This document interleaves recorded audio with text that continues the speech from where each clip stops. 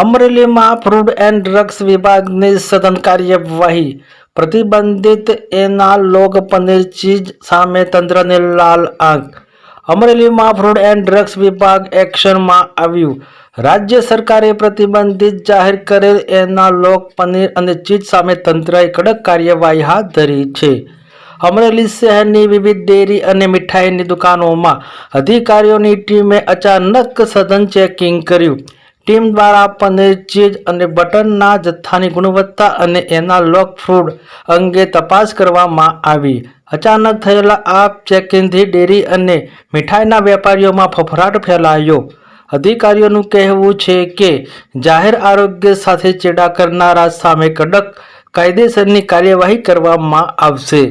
વિશેષ રિપોર્ટ સંજય વાઘેલા, અમરેલી જિલ્લા bureau chief.